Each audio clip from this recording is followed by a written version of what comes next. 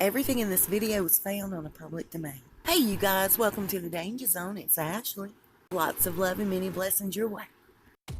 Let me share with you all what was shared with me. And I thank you, you know who you are. Alright, as it was put to me, the queen doesn't waver. Once she gets ticked off, once she gets slighted or angry or something turns her off, that's it. There's no coming back from it. She means what she says, and she says what she means. I had no idea, but leading up to the christening, the queen was trying to sit down and work something out between the brothers and Kate and Meghan, trying to push everybody together, figure it out. She said it more than one time.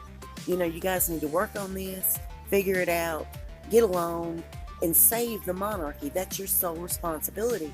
She felt that Meghan would be really useful modernizing the monarchy. Do you guys remember that?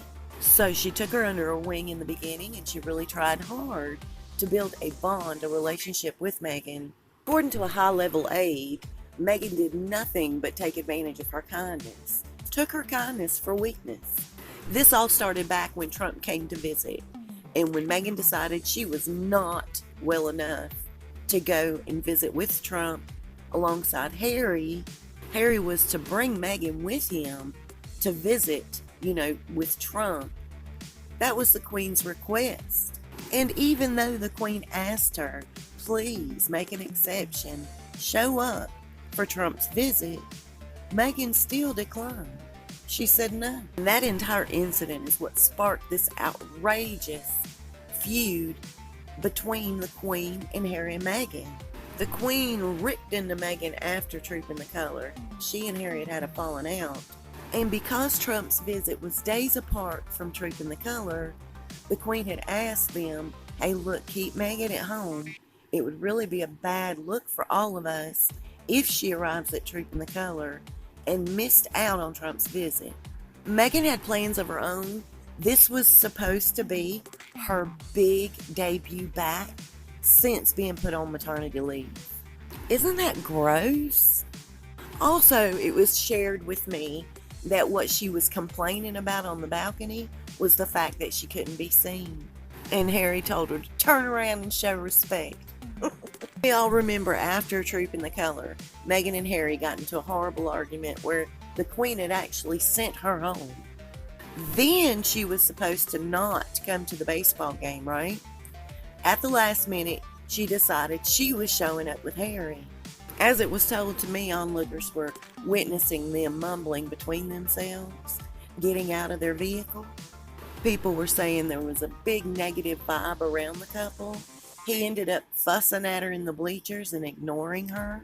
She was literally talking to the back of his head. He was upset that she just decided she was going no matter what at the last minute, even though they were going to try to use the excuse that due to Trooping the Color being affiliated with the Queen's birthday, that would have been the exception to the rule of Meghan not showing up to the Trump visit and coming out to Trooping the Color. Well, they couldn't do that since she had already come out to the baseball game.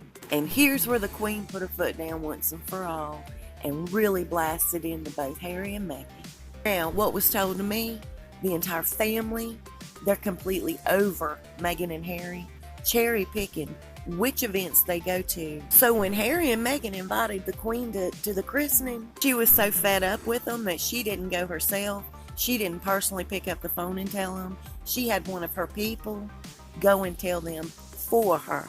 And this is a quote. Since you want to do things your own way, without following the royal rules, go ahead. But there will be no royal money in your future, and the Queen is disowning you. You're both dead to us now unless you make major changes. And that was after the Queen tried telling them she had other obligations. She just couldn't go to the christening. And it said that Meghan was so desperate to have the Queen there in the picture that she offered to change the date, whatever would accommodate the Queen the best. They say the Queen is just fed up with Meghan's Hollywood behavior, having no class or manners, and no respect towards the royal family. Her motto is, if you have a cancer, it has to be cut out.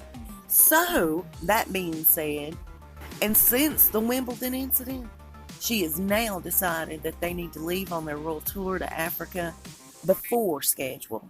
She feels like Meghan and Harry are an absolute detriment to the royal family. Wouldn't it be crazy that everything that the Queen has gone through over the years to protect the British royal family, it takes one Z-list actress to bring it down? Something's a bit off, don't you think? And we'll talk about that soon. But let's talk about what's going on now. They're so disgusted with everything that they're packing Harry and Meghan up right now, getting them ready to go to Africa sooner than scheduled. This entire situation has snowballed out of control, and it's just a really bad look for the family.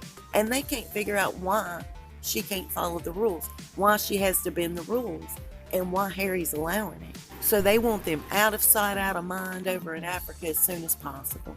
And they're saying that the two family members looking forward to their departure the most is Prince Charles's wife Camilla and Prince William.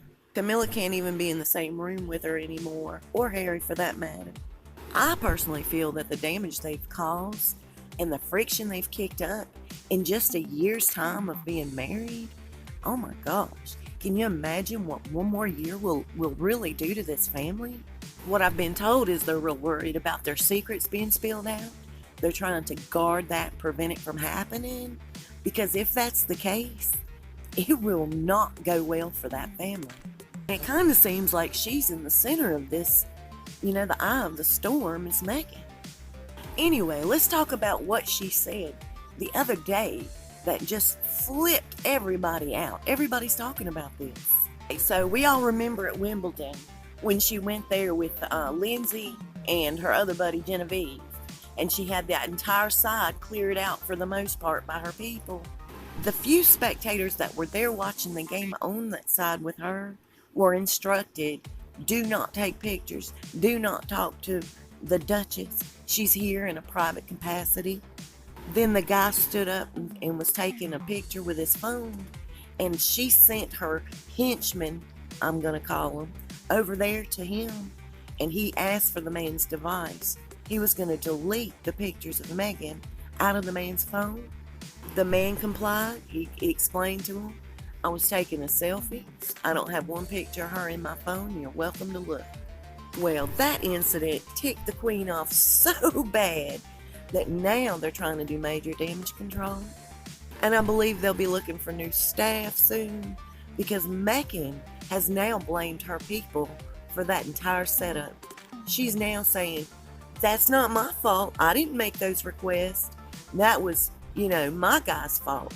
He did that on his own. I'll be more than happy to take a picture with anybody.